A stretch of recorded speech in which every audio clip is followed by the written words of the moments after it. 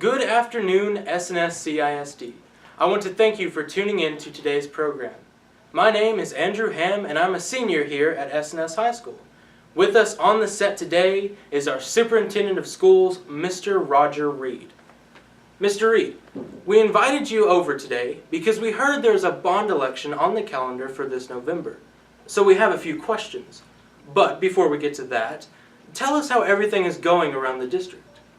Well, Andrew, first of all, thank you for inviting me over. It's always a pleasure to be here with y'all here at the high school. It's amazing to see what y'all get done on a daily basis, so it's great to just be a small part of that. Always exciting for me to be the superintendent of this school district. We have a lot of great things going on, to start the new year. Besides the bond election, we're full swing with everything we're doing academically and everything extracurricular. We're in the middle of football and volleyball cross-country seasons.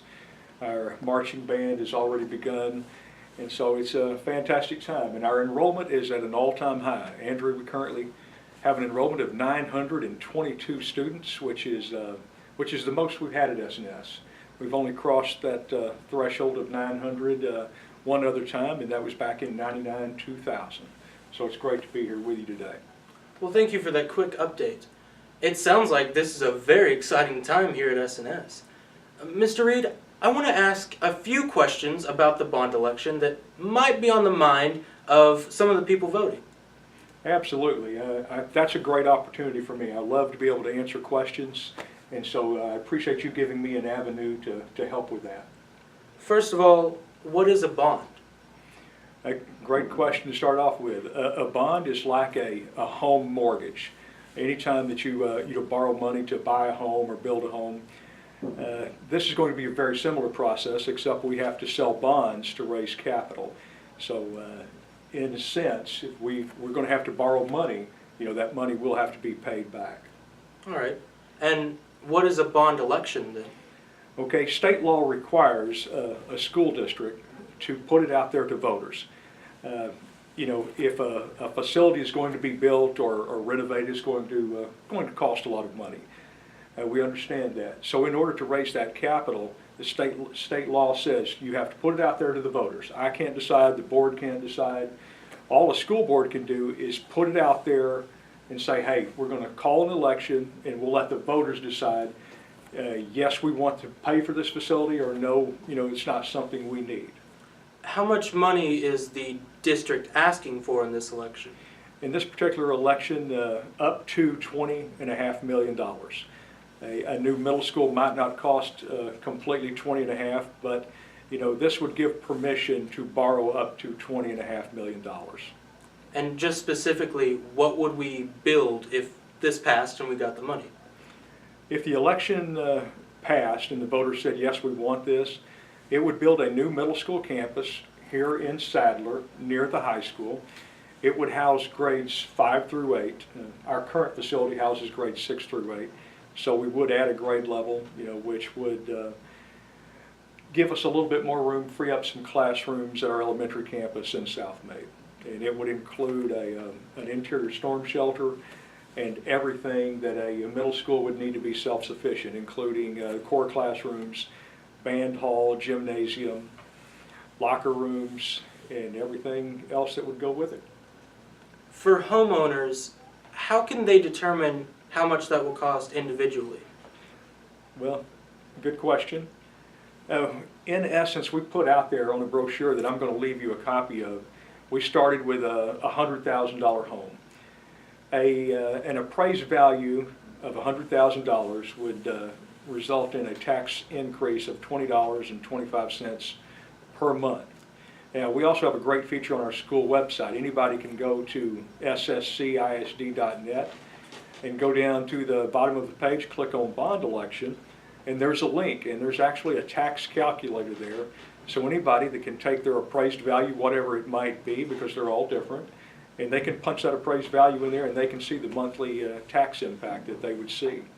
And how would this bond impact the senior citizens? Well, Andrew, once you turn 65, you are eligible for a homestead over 65 exemption, and I would highly encourage anybody who has not applied for that, please do so.